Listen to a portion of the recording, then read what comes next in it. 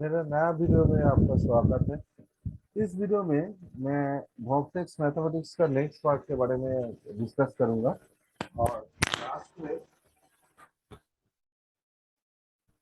Last में हम लोग नेक्स्ट वीक का जो प्रेडिक्शन है, जो एस्ट्रोलॉजिकल इवेंट है, प्रेडिक्शन तो नहीं कहूंगा क्योंकि मैं प्रेडिक्शन अभी तक नहीं देता हूँ और मैं देना भी नहीं चाहता हूँ। तो जो एस्ट्रोलॉजिकल इवेंट होने वाला है उसके बारे में थोड़ा डिस्कस करेंगे। तो पिछले दिन जो मैं बोला था आप लोगों को कि वॉर्टेक्स मैथमेटिक्स क्या है। देखिए, नेचर में एक सेल से पहले एक सेल आया था, उसके उसको डिवाइड करके दो सेल हुआ, दो सेल से चार सेल हुआ, इस तरीके से मतलब मतलब ह्यूमन या प्राण का डिवीजन हुआ, मतलब इंक्रीमेंट होता है इस तरीके से। अगर आप न्यूक्लियर फ्यूजन के बारे में भी जानना चाहते हैं तो आप जान देखेंगे तो वहां पर भी एक छोटा सा न्यूक्लियर फ्यूजन होता है। वहां से दो इलेक्ट्रॉन निकल के नेक्स्ट दो न्यूक्लियर फ्यूजन उसको घटाता है। उसके बाद चार होता है, उसके बाद आठ होता है, इस तरीके से इंक्रीमेंट होता है। तो उसी इंक्रीमेंट को अगर आप न्यूमरोलॉजी के हिसाब से देखना चाहे तो कैसे होता है। वन का डबल टू, टू का डबल फोर, फोर का डबल एट, एट का double seven, six, sorry eight का डबल सिक्सटीन, सिक्सटीन को अगर आप सिंगल डिजिट में कन्वर्ट करेंगे तो सेवन, सिक्सटीन का double thirty two, thirty two को अगर सिंगल डिजिट में कन्वर्ट करेंगे तो फाइव, थर्टी टू का double sixty four, sixty four का अगर सिंगल डिजिट में कन्वर्ट करेंगे तो एट, वन। तो फिर से वन और two, four, eight, seven, five, इसी तरीके से चलता हुआ जाएगा। तो यहाँ पर आप one, two, four, eight, seven, five, फिर से वन, इसी तरीके से चलते हुए जाएंगे। लेकिन बेसिक जो नंबर है, आप लोग अगर बेसिक नंबर से देखेंगे तो बेसिक जो नंबर है वो थ्री, सिक्स और नाइन आपको कभी भी नहीं मिलेगा। कभी भी नहीं मिलेगा, आप जितना दूर चाहे जाना चाहे। तो यही से वॉर्टेक्स मैथमेटिक्स का आपका आइडिया आइडिया मिल सकता है। तो यही से चालू होता है हम लोगों का फाइंडिंग या अनुसंधान। ठीक है, तो आगे चलते हैं। तो पिछले दिन मैं आप लोगों को वीडियो दिया जीरो का कुछ स्पेशल फ्रिक्वेंसी के बारे में बोला था। ये सब फ्रिक्वेंसी हम लोग के ऊपर एक अच्छा इफेक्ट कर रहा था, इम्पोर्टेंट फ्रिक्वेंसी है। ठीक है, नेचर में पाया जाता है। तो आगे देखिए, हम लोग जो टाइम मेजर करते हैं वो किस तरीके से करते हैं। एक मिनट इक्वल टू 60 सेकेंड, जो अगर बेसिक नंबर में देखेंगे तो सिक्स होता है। एक घंटा इक्वल टू 3600 सेकेंड। ठीक है, तो जो आपका नाइन होता है। एक दिन अगर 86400 सेकेंड, वो अगर बेसिक नंबर पे कन्वर्ट करेंगे तो नाइन होता है। एक कैलेंडर ईयर, उसमें आता है आपका 315360 सेकेंड। ठीक है, अगर बेसिक नंबर पे कन्वर्ट करेंगे तो फिर से नाइन आता है। एक एस्ट्रोनॉमिकल ईयर, मतलब 365.25 डेज, उसमें 31557600 सेकेंड आता है। अगर कन्वर्ट करेंगे तो नाइन में आता है। अगर एक लीप ईयर, 4 साल के बाद बाद आता है, ये एस्ट्रोनॉमिकल ईयर का जो 0.25 है, इसको 4 साल में ये वन होता है, उसी वन को जोड़ के आता है 31622400। इसको कन्वर्ट करेंगे तो नाइन में आता है। ठीक है, if you want to find the secret of the universe, think in term of energy, frequency and vibration। Nikola Tesla ने बोला है, डब्ल्यू डी गैन ने नहीं। तो निकोला टेस्ला और डब्ल्यू डी गैन का बहुत गहरा एक संबंध है, बहुत गहरा एक संबंध है। हम लोगों का एग्जिस्टेंस के बारे में आप अगर आप सोचेंगे तो वहां पर देखेंगे कोई भी बेबी अपने मतलब कोई भी बच्चा अपना माँ के गोद में ना 9 महीने से पलता है। ठीक है।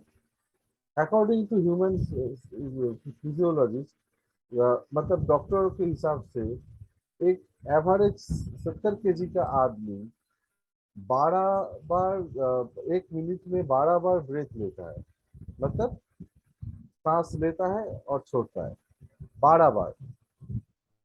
तो 24 आवर में वो 17,820 बार लेता है।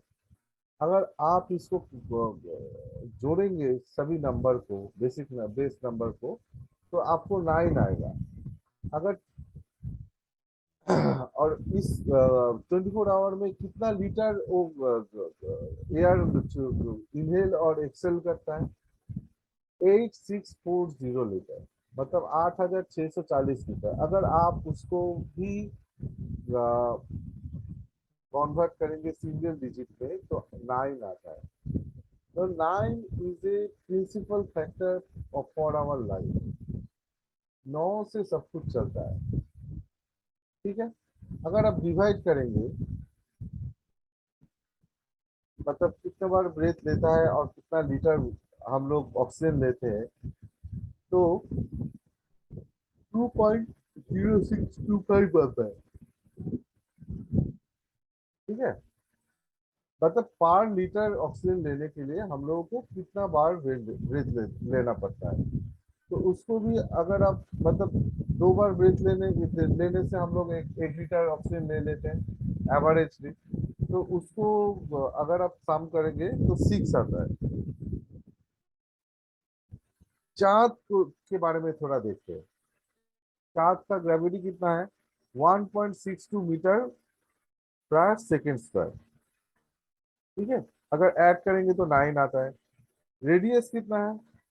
One 1,737 kilometre. उसको अगर माइल में कन्वर्ट करेंगे तो 1080 माइल। ठीक है। अगर ऐड करेंगे तो 9 आता है। ऑर्बिटल पीरियड कितना है? चार्ट का ऑर्बिटल पीरियड है 27 डेज। ऑर्बिटल पीरियड मतलब 360 डिग्री घूमने के लिए जितना टाइम लगता है।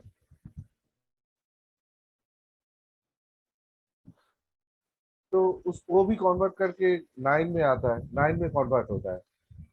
सन को देखिए, सन का मास कितना है? 1.989 e⁻30। मतलब 1.989 इंटू 10⁻30। अगर ऐसे लिखेंगे तो सही होगा, आप लोग समझ जाइए कितना। तो इसको अगर कन्वर्ट करेंगे तो आपको 3 मिलेगा, 3। और रेडियस, रेडियस कैसे मिलेगा देखिए, 695700 किलोमीटर। अगर ये इसको माइल में कन्वर्ट करेंगे तो 432288 माइल। इसको सम कीजिए, वो भी आपको 9 ही मिलेगा। तो नेचर में हम लोगों का जो मतलब इम्पोर्टेंट फैक्टर है वो 9, 3 और 6 से ही आपको मिलेगा।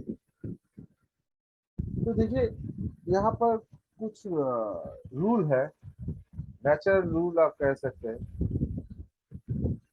जिससे ये यूनिवर्स चलता है।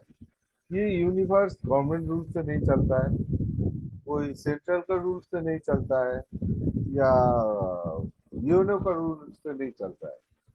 नेचर का एक अलग सा रूल होता है। ये यूनिवर्स एक सेम रूल से कुछ कुछ डिसाइडिंग रूल से चलता है। उस रूल को अगर फॉलो करेंगे तो आप यूनिवर्स को समझ पाएंगे। तो उससे उसमें कुछ रूल के बारे में मैं बोलने का कोशिश करूंगा। ठीक है। The first law, the law of oneness. ठीक है। ये बोल रहा है कि सब कुछ आपका दूसरे चीज से कनेक्टेड है। तो किसी न किसी तरीके से कनेक्टेड है। जो भी हम लोग सोचते हैं, जो भी हम लोग बिलीव करते हैं, ठीक है, वो दूसरे से कनेक्टेड है, यूनिवर्स से कनेक्टेड है। हम लोग सभी यूनिवर्स से कनेक्टेड है। ठीक है। इस लॉ के हिसाब से सभी ह्यूमैनिटी और या सभी क्रिएशन एक ही है, कोई अलग चीज नहीं है। ठीक है। क्योंकि सभी चीज ओरिजिनली एक एनर्जी है। ये एक एनर्जी हम लोगों का मूवमेंट, सब कुछ, सोचने का तरीका, सब कुछ गवर्न करता है, जो कंट्रोल करता है ये एनर्जी। हम लोग सबको अगर एनर्जी के तरीके से सोचे तो सब एक दूसरे से को रिलेटेड है। ठीक है।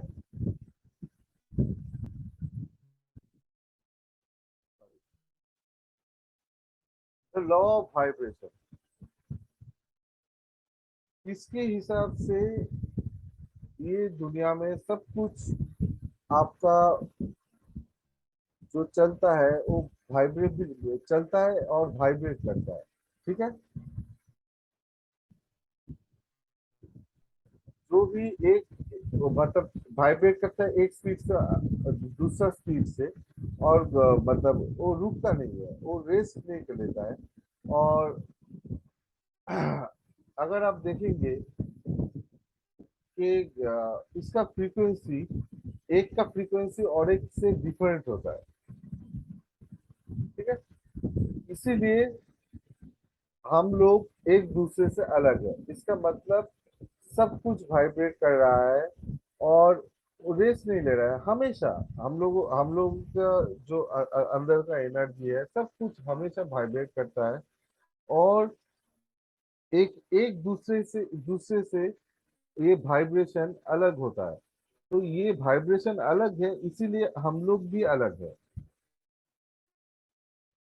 ठीक है।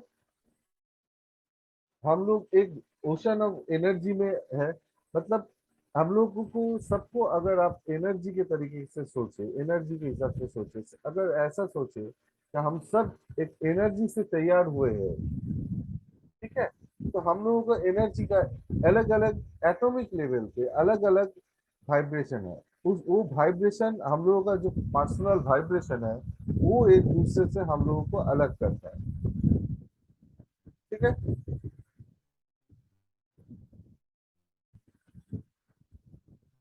The law of action.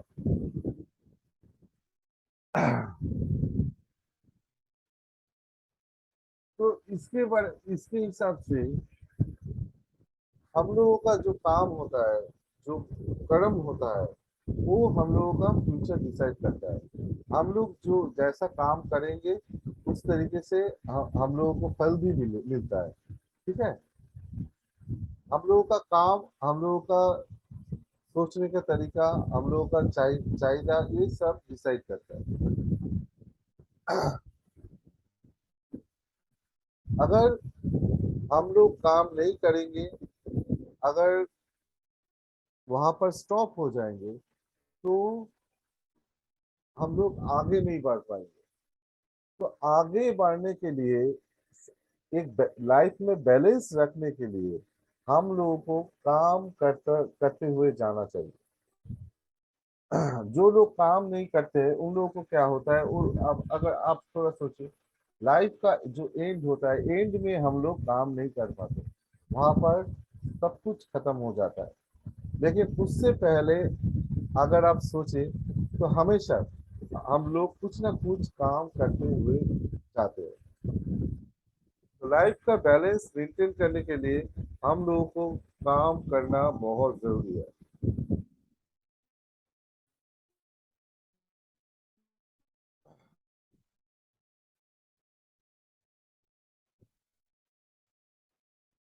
The law of correspondence. तो लॉ ऑफ कॉरस्पॉन्डेंस को अगर छोटा तरीके से अगर बोला जाए तो ऐसा बोल सकते हैं कि हम लोग जो सोचते हैं, वही हम लोगों के साथ होता है। ठीक है। जो चीज हम लोग करते हैं वो हम लोगों का सोच से कंट्रोल्ड होता है। तो हम लोग जो सोचते हैं वही बाद में हम लोगों के साथ होता है। तो स्वामी विवेकानंद जी भी ऐसे ही बोले थे कि अगर तुमको कुछ चाहिए तो उसको मांगो, तुम बिलीव करो कि वो तुमको मिलेगा। अगर आपका सोच में ही ऐसा है कि आप बिलीव नहीं करते कि वो आपको मिलना चाहिए, तो आपको कभी भी नहीं मिलेगा।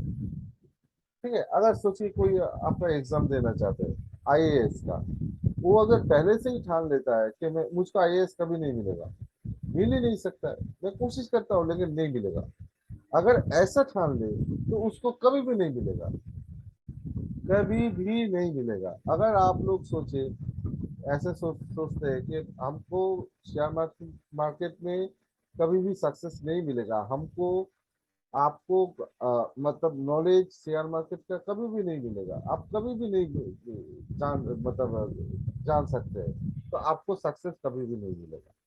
अगर लेकिन अगर उल्टा आप ऐसे सोचे कि हाँ, मेहनत करने से हमको मिलेगा, जितना भी मेहनत करना पड़े मैं सीख के रहूंगा, तो आपको जरूर मिलेगा। ठीक है।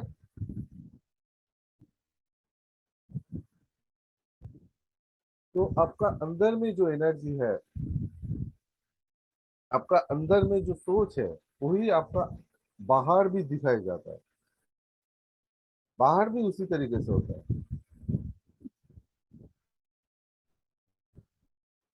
The law of cause and effect.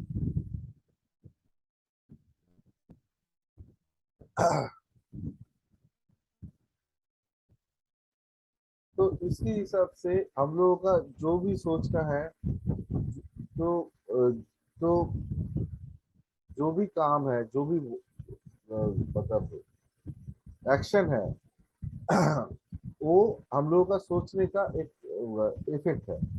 हम लोग जो सोचते हैं उसका इफेक्ट हम लोग का काम है। ठीक है। The law of cause and effect states that every cause has an effect and every effect becomes cause of something else. ठीक है। अगर कोई भी मतलब कारण के पीछे उसका एक इफेक्ट होता है, एक घटना होता है, और वो घटना के पीछे और एक कोई कारण होता है, तो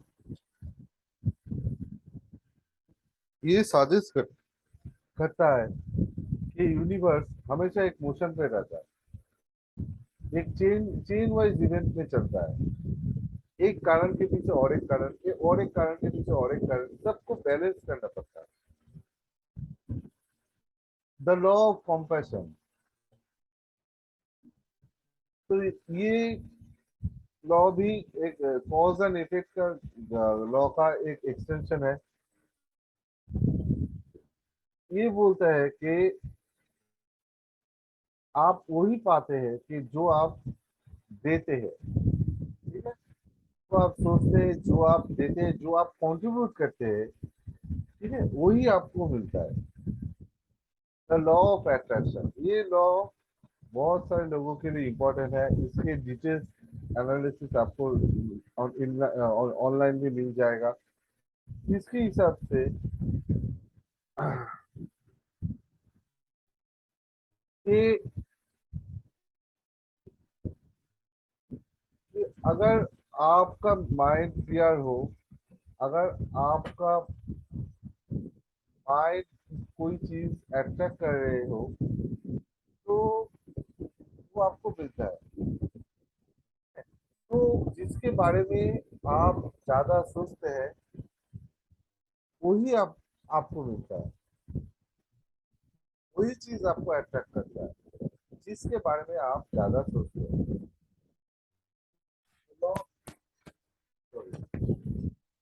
the law of perpetual transmission of energy. इसके हिसाब से सभी इंडिविजुअल को एक पावर होता है, उसको आसपास का चीज को चेंज करने का। आसपास का चीज मतलब कोई भी मुद्दा हो, कोई भी मैटर हो, कोई भी एनर्जी हो, उसको चेंज करने का उसका एक क्षमता होता है, किसी का भी। तो अगर आप सोचे कि यूनिवर्स में एनर्जी कॉन्टिन्यूअसली मूव कर रहा है एक एक हिस्से से दूसरे हिस्से, तो अगर हम लोग ये एनर्जी को हार्नेस कर सके, इसको यूज कर सकते हैं ठीक से, इसको कंट्रोल कर सकते हैं, तो हम लोग कुछ भी कर सकते हैं, है ना।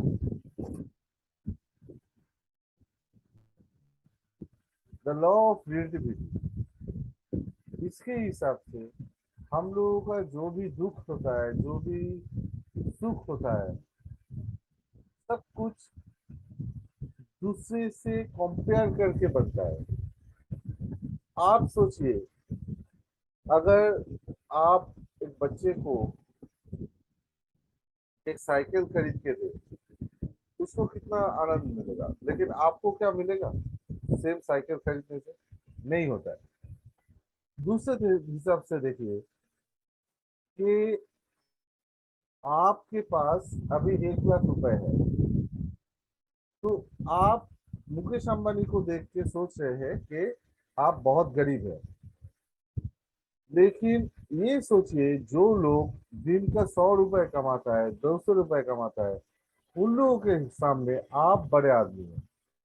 तो आप कुछ भी बनते हैं, बड़े आदमी भी बनते हैं या गरीब आदमी भी बनते हैं, वो दूसरे से कंपेयर करके बनते हैं, रिलेटिवली कंपेयर करके बनते हैं। तो यही आपको बोलता है कि लॉ ऑफ रिलेटिविटी में कि आप दूसरे से कंपेयर करके, कंपैरिजन करके कुछ बनते हैं। रियली इन रियल वर्ल्ड आप दूसरे से कंपेयर करके आपका एक इमेज बनता है, ठीक है। लॉ ऑफ पोलरिटी, और ये भी बहुत इंपॉर्टेंट एक लॉ है। इसके हिसाब से सब कुछ का सब कुछ का एक ऑपोजिट पार्ट होता है, ठीक है। अगर आप काला होता है तो उसका ऑपोजिट सफेद होता है, ठीक है। अगर डार्कनेस होता है तो उसका अपोजिट लाइट होता है। अगर अच्छाई होता है तो बुराई भी होता है, ठीक है ना। तो इसीलिए हम लोग हम अपना सोचने का फ्रीक्वेंसी इजीली चेंज कर सकते हैं। तो ये लॉ ऑफ पोलैरिटी यूनिवर्स में डुअलिटी को सपोर्ट करता है। किसी भी चीज का ऑपोजिट पार्ट होता है, कोई भी चीज दो हिस्सों में होता है, ठीक है। द लॉ ऑफ जेंडर, ये लॉ ऑफ जेंडर क्या कहता है? ये लॉ कहता है कि everything exist in this universe in masculine और फेमिनाइन, ओके।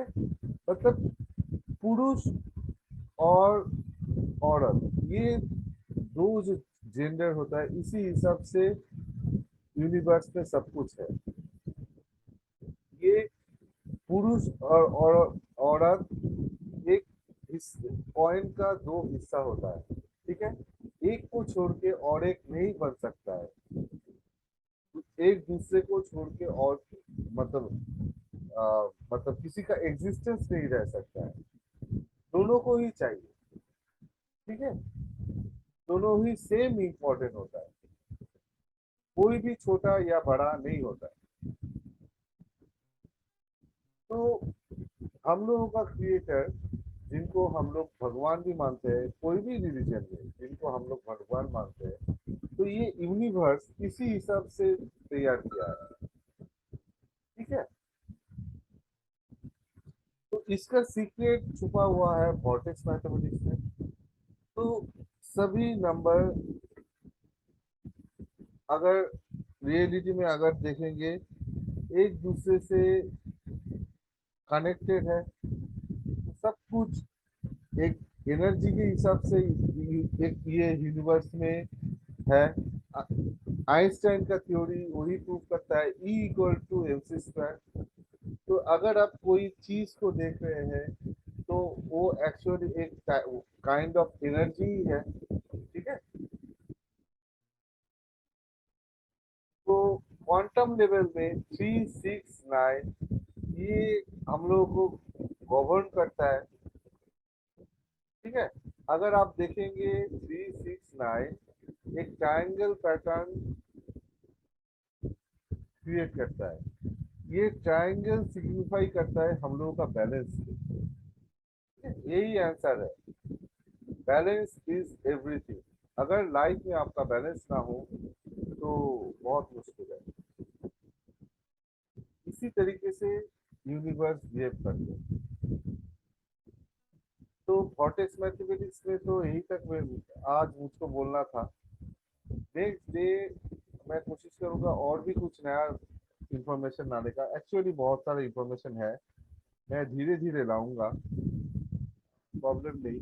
तो चलिए वीकली फोरकास्ट भी थोड़ा देख लेते हैं वीडियो को खत्म करने से पहले। तो कल मून का डिक्लेरेशन 0 डिग्री एक्चुअली ऑलरेडी हो भी गया, रात को 0 डिग्री क्रॉस कर रहा है। तो मून का डिक्लेरेशन जो भी जब भी चेंज होता है, आप लोग ये जान लीजिए मार्केट का ट्रेंड भी चेंज होगा। ट्रेंड छोटा सा थोड़ा स्विंग के हिसाब से मार्केट का ट्रेंड चेंज होना चाहिए।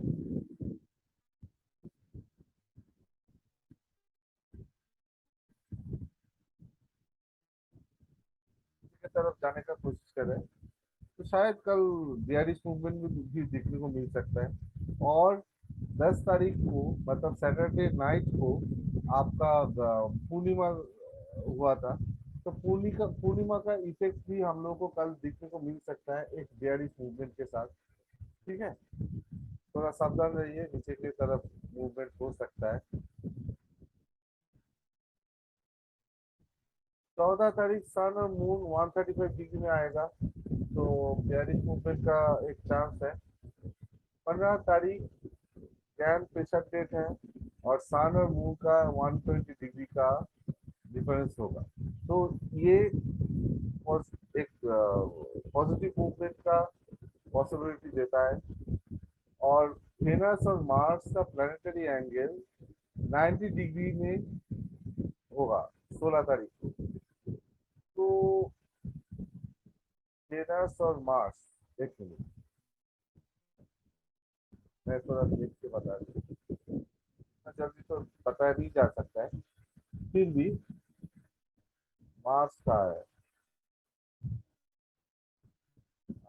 जितना दूर मेरे हिसाब से मार्केट में एक बेयरिश मूवमेंट आ सकता है 16 तारीख। देख के बताना पड़ेगा, एस्ट्रोलॉजिकल दूसरा नववान चार्ट भी देखना पड़ेगा, तो फिर मैं बता पाऊंगा। नहीं तो 15 तारीख पॉजिटिव मूवमेंट हो सकता है और कल और 14 तारीख नेगेटिव मूवमेंट हो सकता है। ठीक है, 15 तारीख और कल इम्पोर्टेंट है, थोड़ा देखिए। ट्रेडिंग करने के लिए अच्छा दिन साबित हो सकता है। तो अभी तो मार्केट सभी फोकस को झूठा साबित करने के लिए बिजी है। जो भी बोलता हूँ वो उसका उल्टा ही करता है। तो जब भी ट्रेड कीजिए थोड़ा सावधान से कीजिए। ठीक है, तो मेरा रिसर्च चल रहा है अभी, तो मैं बहुत थोड़ा बिजी हूँ, ठीक से वीडियो भी तो नहीं बना पा रहा हूँ। तो देखते हैं आने वाले दिन में क्या होता है। और मेरा एक कोर्स चलता है